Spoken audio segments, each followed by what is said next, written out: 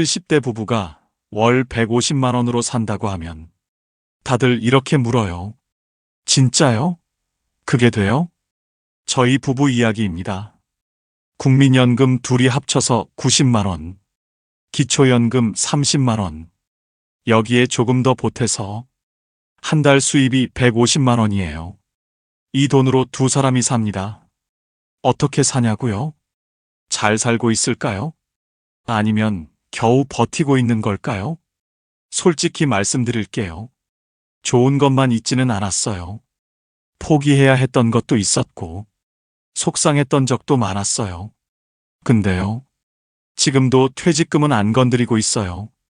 어떻게 가능했는지, 뭘 포기했는지, 뭘 바꿨는지, 끝까지 들어보시면 답이 나올 겁니다. 저는 평생 현장에서 일했어요. 20대 초반부터 60대 중반까지 거의 40년을 몸으로 버텼습니다. 공장에서 시작했어요. 기계 돌리고 물건 나르고, 여름엔 땀에 절어서 일하고, 겨울엔 손 시려서 호호 불면서 일했어요. 30대 때는 건설 현장으로 옮겼거든요. 거기가 돈이 조금 더 됐어요. 하루 종일 서서 일하고, 무거운 거 들고 옮기고, 젊으니까 됐어요. 힘들어도 다음날 일어나면 괜찮았거든요. 근데 40대 넘어가면서 슬슬 몸이 신호를 보내더라고요. 허리가 먼저 아팠어요. 아침에 일어나면 허리가 굳어 있어서 한참을 풀어야 움직일 수 있었어요. 무릎도 안 좋아졌어요.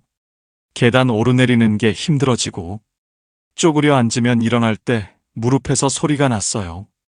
그래도 쉴 수가 없었어요. 애들 키워야 하고, 생활비 벌어야 하고, 아프면 파스 붙이고, 진통제 먹고 버텼습니다. 그렇게 60대 중반까지 일했어요. 퇴직하고 나서 처음 한두 달은 좋았어요. 드디어 쉴 수 있다 싶었거든요. 아침에 늦잠 자고, 낮에 TV 보고, 저녁에 동네 한 바퀴 산책하고. 근데 석 달쯤 지나니까 몸이 이상해지더라고요. 일할 때는 아파도 움직이니까 버텼는데, 쉬니까 오히려 여기저기서 고장이 나는 거예요. 허리가 본격적으로 아프기 시작했어요. 병원 가니까 디스크라고 하더라고요. 오래 서 있지도 못하고, 오래 앉아 있지도 못하고, 무릎도 연골이 닳았대요. 계단은 아예 못 오르겠고, 조금만 걸어도 무릎이 붓더라고요. 손목도 안 좋아졌어요. 물건 들다가 힘이 빠져서 떨어뜨린 적도 있어요. 병원을 달고 살았습니다. 정형외과, 재활의학과, 한의원. 주사 맞고, 물리치료 받고, 침 맞고. 그때 아내가 그랬어요. 당신 그렇게 무리하더니 결국 이렇게 됐네.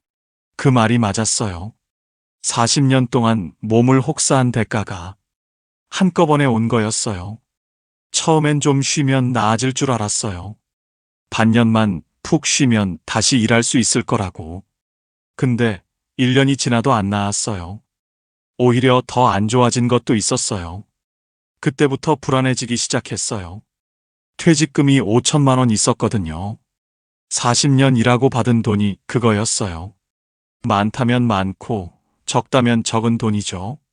저는 그 돈을 예금에 넣어뒀어요. 이건 비상금이다. 큰일 생기기 전엔 절대 손대지 말자. 그렇게 마음먹었거든요. 근데 문제는 생활비였어요. 국민연금이 나오긴 했어요. 저랑 아내 합쳐서 90만 원. 기초연금까지 더하면 120만 원. 솔직히 적은 금액은 아니에요. 근데 그걸로 두 사람이 한 달을 살아야 하잖아요. 저는 다시 일해야겠다고 생각했어요. 몸이 좀 안 좋아도 가벼운 일은 할 수 있지 않을까. 경비 같은 거, 주차 관리 같은 거. 그래서 알아봤어요. 근데 막상 가보니까 쉽지 않더라고요. 경비도 오래 서 있어야 하고, 주차 관리도 하루 종일 돌아다녀야 해요. 제 허리랑 무릎으로는 감당이 안 됐어요.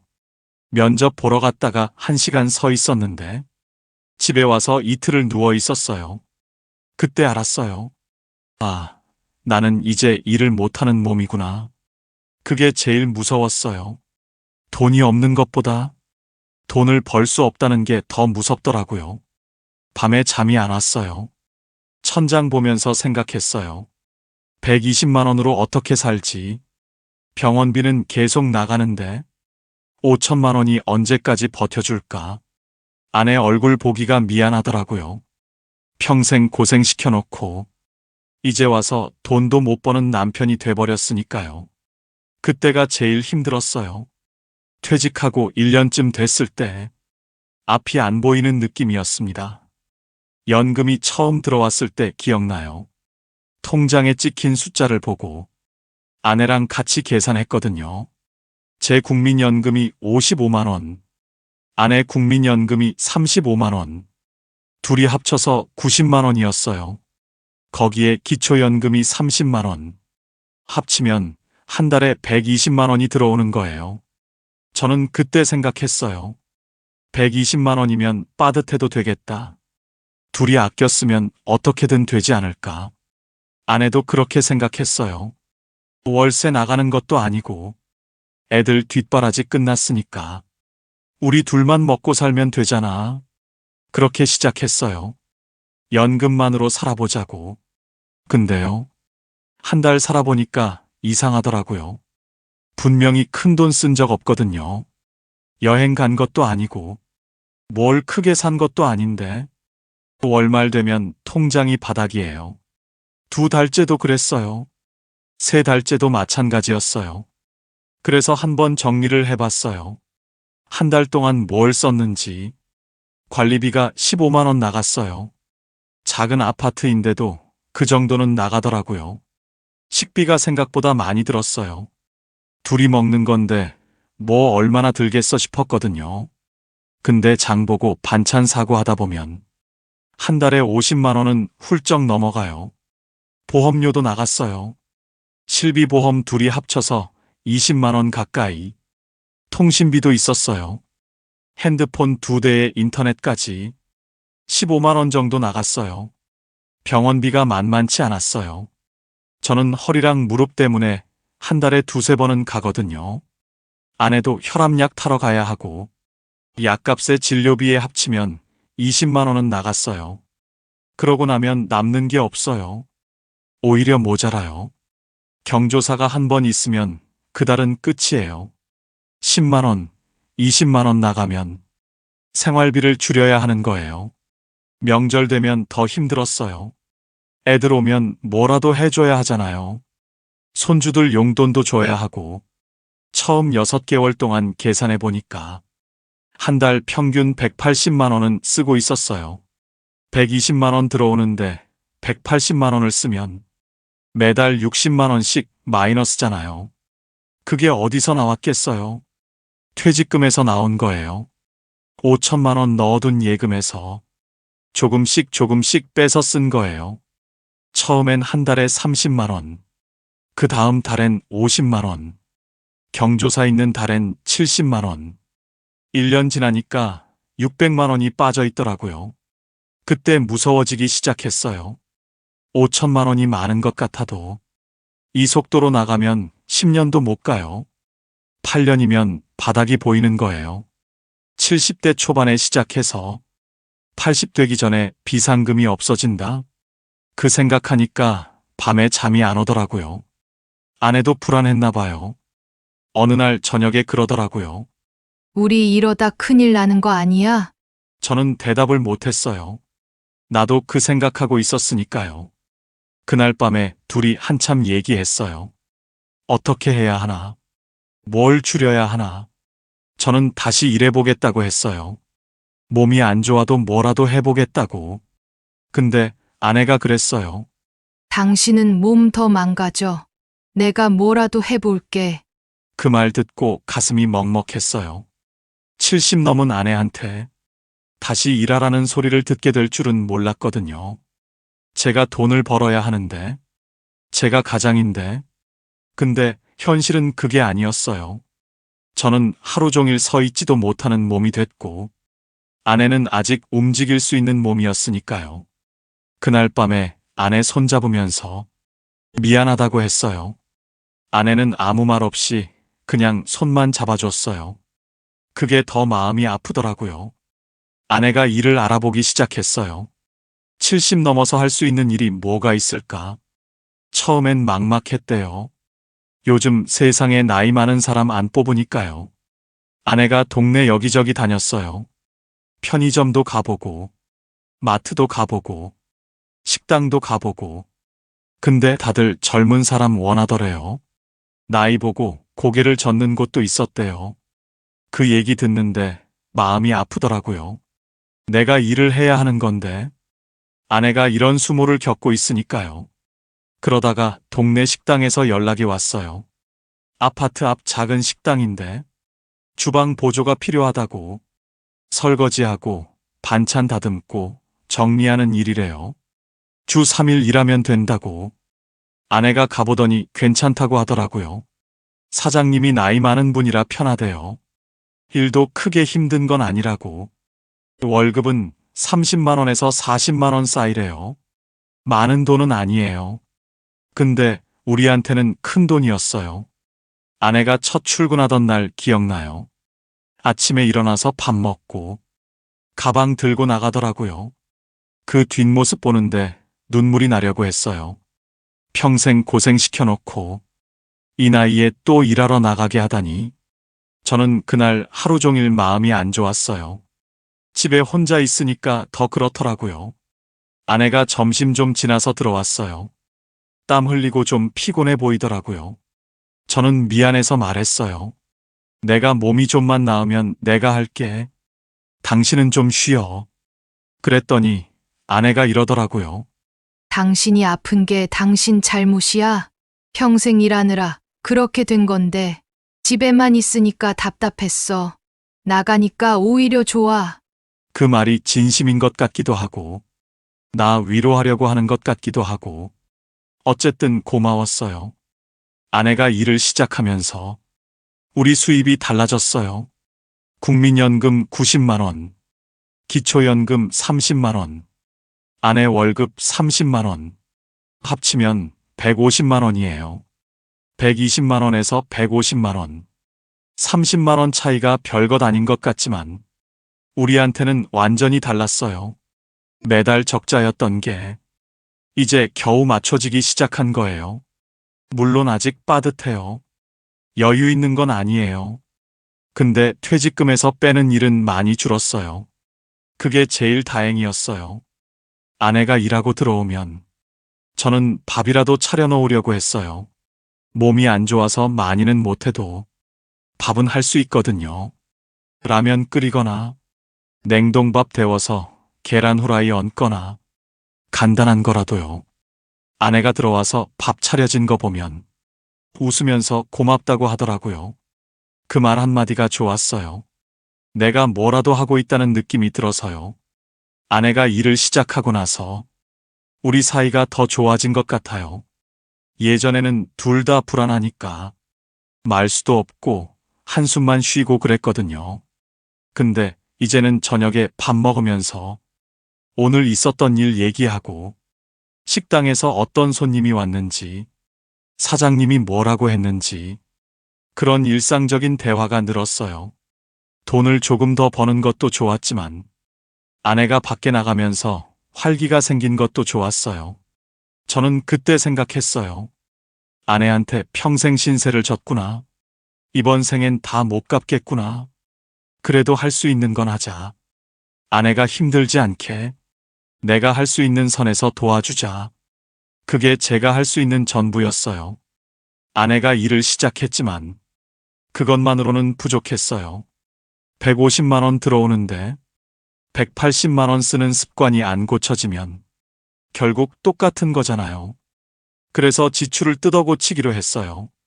아내랑 둘이 앉아서 뭘 줄일 수 있는지 하나하나 따져봤습니다.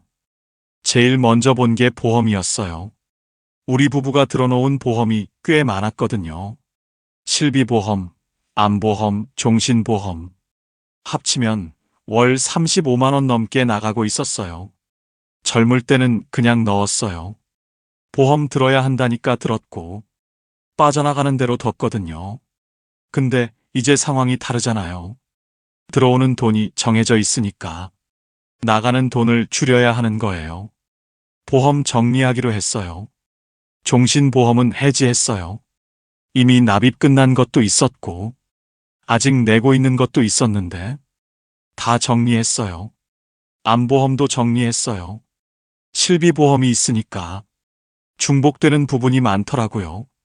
결국 실비보험만 남겼어요. 둘이 합쳐서 월 15만 원, 20만 원 줄인 거예요. 그 다음에 차를 봤어요. 우리 집에 낡은 차가 한 대 있었거든요.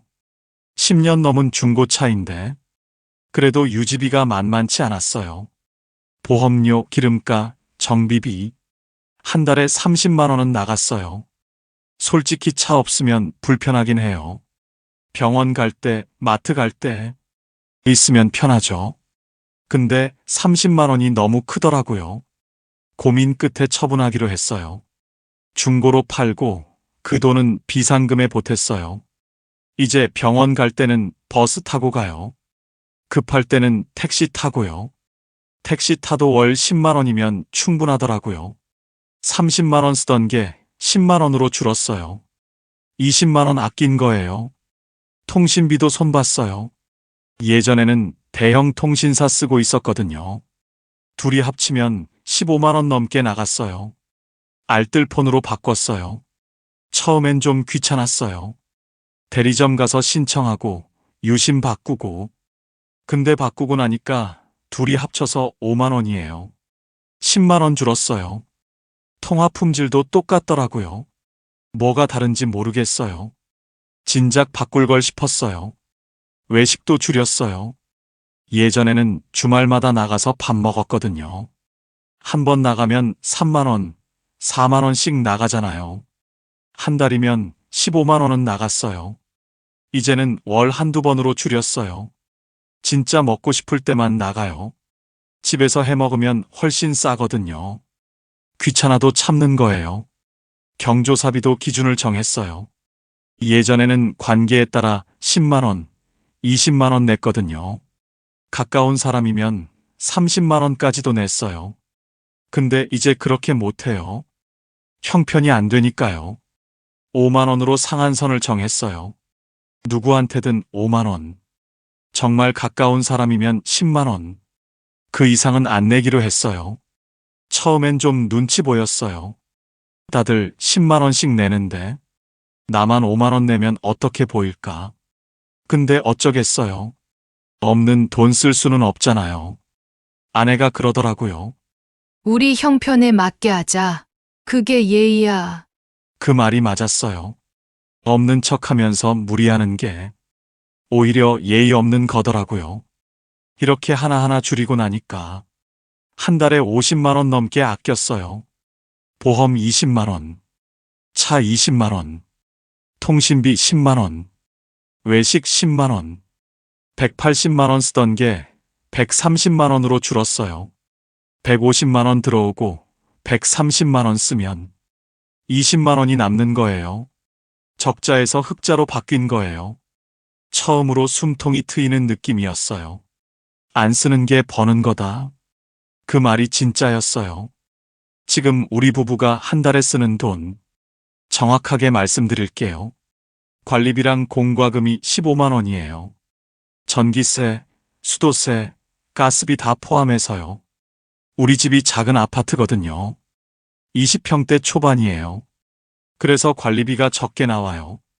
여름에 에어컨 틀면 좀 더 나오고, 겨울에 난방비가 좀 더 나오는데, 평균 내면 15만 원 정도 되더라고요. 대신 에어컨은 진짜 더울 때만 틀어요. 선풍기로 버틸 수 있으면 버텨요. 겨울에도 내복 입고 웬만하면 난방 안 틀어요. 식비가 40만 원이에요. 둘이 먹는 건데 이게 적은 건 아니에요. 근데 이것보다 더 줄이기는 힘들어요. 고기 안 먹고 살 수는 없잖아요. 과일도 먹어야 하고. 장은 일주일에 한 번 봐요. 한 번에 7, 8만 원 정도 써요. 한 달이면 30만 원 조금 넘고 나머지는 반찬이나 간식 사는 데 써요. 외식은 거의 안 해요. 한 달에 한두 번. 그것도 뭐 비싼데 안 가요. 동네 식당에서 국밥 먹거나 그 정도예요. 보험료가 15만 원이에요. 실비보험 둘이 합쳐서요. 이건 못 줄여요. 나이 들면 병원 갈 일이 많아지거든요. 실비 없으면 병원비가 무서워요. 통신비가 5만 원이에요. 알뜰폰으로 바꾸고 나서 확 줄었어요. 예전에 15만 원 내던 거 생각하면 진짜 아까웠어요. 처음엔 알뜰폰이 뭔지도 몰랐어요. 아들이 알려줘서 바꿨거든요. 바꾸길 잘했어요. 교통비가 10만 원이에요. 차 팔고 나서 버스랑 택시 타거든요. 버스는 경로우대라 거의 공짜예요. 지하철도 공짜고요. 택시는 병원 갈 때나 급할 때만 타요. 한 달에 택시 대여섯 번 타면 10만 원 안쪽으로 되더라고요. 병원비랑 약값이 20만 원이에요. 이게 제일 아까운 돈이에요. 저는 허리랑 무릎 때문에 한 달에 두세 번은 병원 가거든요.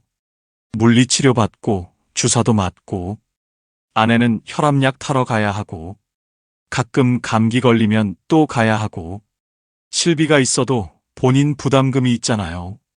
약값도 매번 나가고 합치면 20만 원은 나가요. 건강하면 이 돈 안 들 텐데. 근데 이 나이에 건강한 게 어딨어요. 어디 하나씩은 다 아프죠. 기타 비용이 30만 원이에요. 여기에 이것저것 다 들어가요.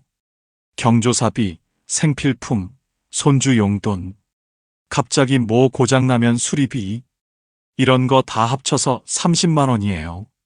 사실 이게 제일 들쭉날쭉해요. 경조사 없는 달은 20만 원도 안 쓰고, 경조사 두 번 겹치면 40만 원도 넘어요. 평균 내면 30만 원 정도 되더라고요. 여기까지 다 더하면 135만 원이에요. 150만 원 들어오니까 15만 원 정도 남는 거예요. 이 15만 원은 그냥 놔둬요. 다음 달로 넘기는 거예요. 혹시 모르잖아요. 갑자기 뭐가 생길 수도 있으니까. 이게 우리 부부의 한 달 살림이에요. 솔직히 말하면요. 이게 가능한 이유가 있어요. 첫째, 자가라서요. 월세가 없어요. 만약 월세 50만 원 내야 했으면 이 구조 절대 불가능해요. 150만 원으로 못 살아요. 둘째, 중소도시라서요. 물가가 서울보다 싸요. 서울에서 이 돈으로 살려면 진짜 힘들 거예요. 관리비도 더 나오고 물가도 더 비싸고 우리가 사는 동네는 장봐도 싸고 병원비도 덜 나가요. 서울에서 1만 원짜리가 여기선 7천 원이에요. 셋째, 큰 병이 없어서요. 지금까지는요. 만약 암이라도 걸리면 이 구조 한 번에 무너져요. 실비 있어도 한계가 있거든요. 그래서 건강 관리를 하려고 해요. 돈 없는 사람한테 건강이 제일 중요해요. 누가 월 150만 원으로 살 수 있냐고 물으면 저는 이렇게 대답해요. 가능해요. 근데 조건이 있어요. 작아여야 하고, 중소도시여야 하고, 큰 병이 없어야 해요. 이 세 가지가 맞아야 150만 원으로 살 수 있어요. 하나라도 안 맞으면 힘들어요. 그게 현실이에요. 150만 원으로 산다는 게 좋은 것만 있는 건 아니에요. 솔직하게 말씀드릴게요. 포기한 게 많아요.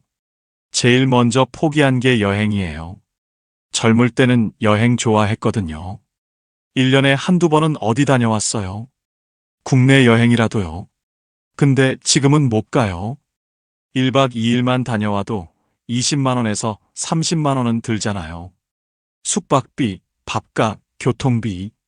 그 돈이면 우리 한 달 여유 자금이에요. 여행 한 번 가면 그 달은 빠듯해지는 거예요. 그래서 여행은 포기했어요. 1년에 한 번도 못 가요. 아내가 가끔 TV에서 여행 프로그램 보면서 좋겠다. 나도 가보고 싶다 그래요. 그 말 들을 때마다 마음이 아파요. 데려가주고 싶은데 못 데려가니까요. 손주 용돈 주는 것도 눈치 보여요. 손주가 둘 있거든요. 초등학생이에요. 얼마나 귀여운지 몰라요. 근데 용돈을 마음껏 못 줘요.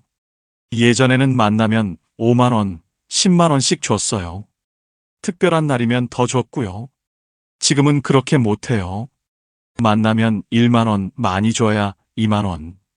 손주 생일에 5만 원 봉투 주는 것도 고민하게 되더라고요. 쪽팔린 얘기지만 사실이에요. 할아버지가 손주한테 용돈 주는 게 이렇게 부담이 될 줄 몰랐어요. 친구들 만나는 것도 줄었어요. 예전에는 한 달에 서너 번은 만났거든요. 동창 모임, 동네 친구들 모임. 만나면 밥 먹고 커피 마시잖아요. 한 번에 2, 3만 원씩 나가요. 한 달이면 10만 원은 나가는 거예요. 이제는 한 달에 한 번 만날까 말까예요. 모임 연락 와도 못 간다고 할 때가 많아요. 처음엔 핑계대고 안 갔어요. 바쁘다고, 몸이 안 좋다고. 근데 자꾸 안 가니까 연락도 뜸해지더라고요. 그게 좀 서운하기도 하고, 한편으로는 편하기도 해요. 옷은 몇 년째 안 샀어요. 예전 옷 입고 다녀요. 낡아도 그냥 입어요. 어차피 어디 나갈 일도 별로 없으니까요. 아내도 마찬가지예요. 새 옷 사고 싶다는 말 안 해요. 그냥 있는 옷 입고 다녀요. 가끔 마트 가면 예쁜 옷 보이잖아요. 아내가 한 번 보고 지나가요. 손도 안 대요. 그거 볼 때마다 미안해요. 사주고 싶은데 못 사주니까요. 제일 무서운 건 갑자기 아플 때예요. 지금은 퇴직금 5천만 원 안 건드리고 있어요. 그게 우리 마지막 비상금이거든요. 근데 큰 병이라도 나면 그 돈 다 써야 할 수도 있어요. 암 수술하면 몇 천만 원이잖아요. 실비 있어도 다 안 되고. 그 생각하면 무서워요.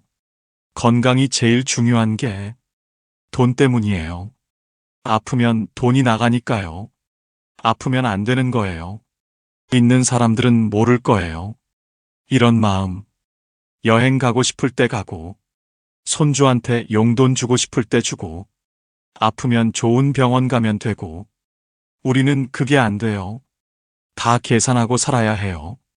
150만 원으로 산다는 건 이런 거예요. 살 수는 있어요. 근데 포기할 게 많아요. 그게 현실이에요. 포기한 것도 많고, 힘든 것도 많지만, 그래도 버틸 수 있어요. 이유가 있거든요. 제일 큰 건 자가라는 거예요. 월세가 없어요. 이게 얼마나 큰 건지 겪어보면 알아요. 만약 월세 50만 원 내야 했으면 우리는 진작 무너졌어요. 150만 원에서 50만 원 빠지면 100만 원으로 살아야 하는 거잖아요. 그건 진짜 불가능해요. 밥 먹고 병원 가면 끝이에요. 근데 우리는 월세가 없으니까 그 돈이 다 생활비로 가는 거예요. 집이 크지 않아요. 20평대 초반이에요. 서울에서 보면 작은 집이죠. 근데 둘이 살기엔 충분해요. 넓은 집이 뭐가 필요해요? 청소하기 힘들기만 하지. 이 집이 있어서 버티는 거예요. 진짜로요. 젊을 때 무리해서 집 산 게 지금 와서 보면 제일 잘한 일이에요. 두 번째는 아내가 일해주는 거예요. 30만 원이 큰 돈은 아니에요.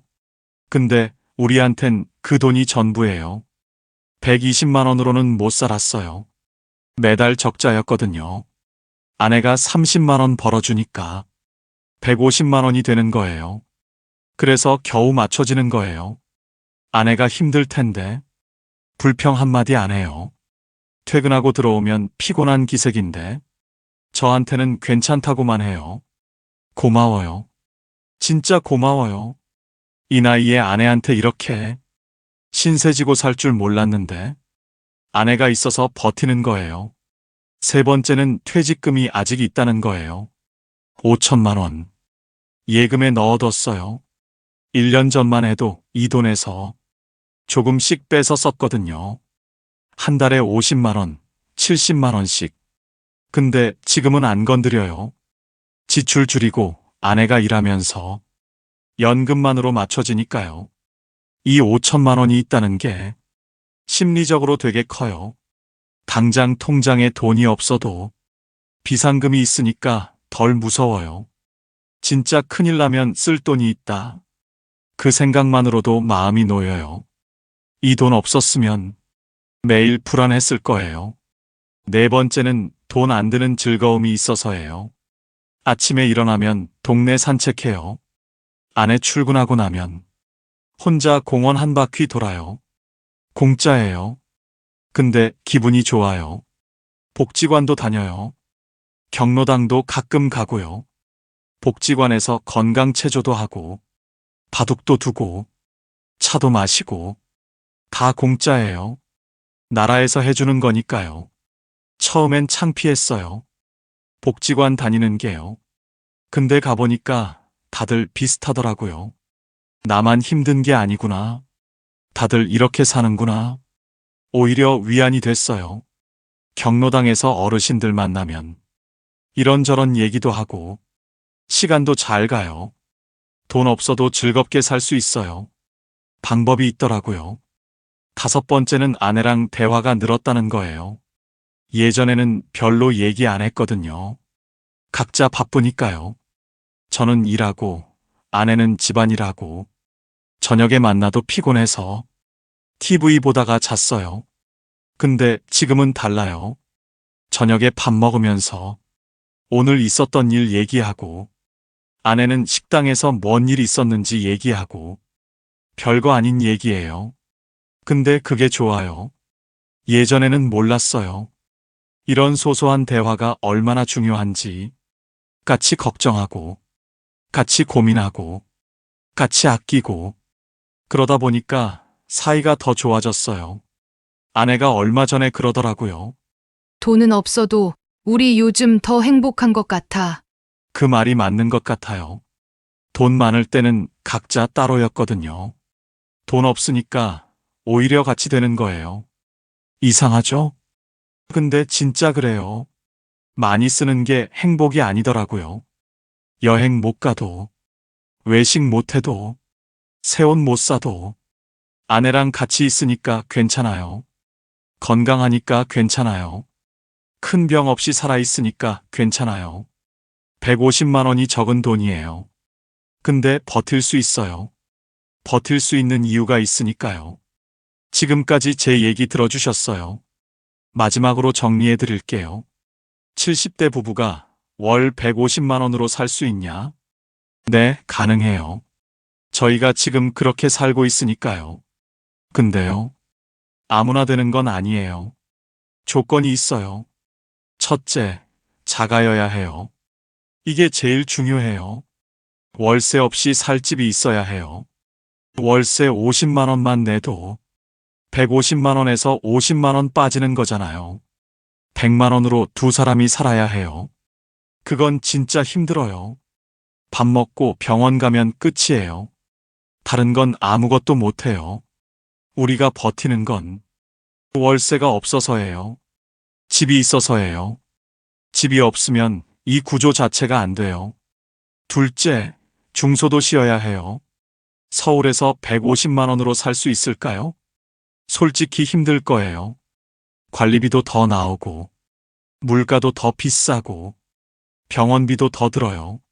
서울에서 1만 원짜리가 여기선 7천 원이에요. 3천 원 차이가 한 달 모이면 몇십만 원이에요. 우리는 중소도시라서 가능한 거예요. 서울이었으면 못 살았을 거예요. 셋째, 건강해야 해요. 이게 제일 무서운 거예요. 지금은 큰 병 없이 살고 있어요. 저야 허리 무릎 아프지만 그래도 큰 수술할 정도는 아니거든요. 아내도 혈압약 먹는 거 외에는 괜찮아요.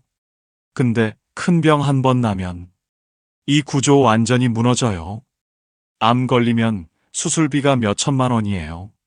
실비 있어도 다 안 돼요. 간병비도 들고 약값도 들고 그러면 퇴직금 5천만 원? 몇 달이면 바닥나요. 건강이 무너지면 돈이 무너지고 돈이 무너지면 생활이 무너져요. 그래서 건강 관리를 하려고 해요. 아침마다 산책하고 몸에 안 좋은 거 안 먹으려고 하고 돈 없는 사람한테 건강이 제일 큰 재산이에요. 이 세 가지가 맞아야 해요. 자가, 중소도시, 건강. 하나라도 안 맞으면 150만 원으로 살기 힘들어요.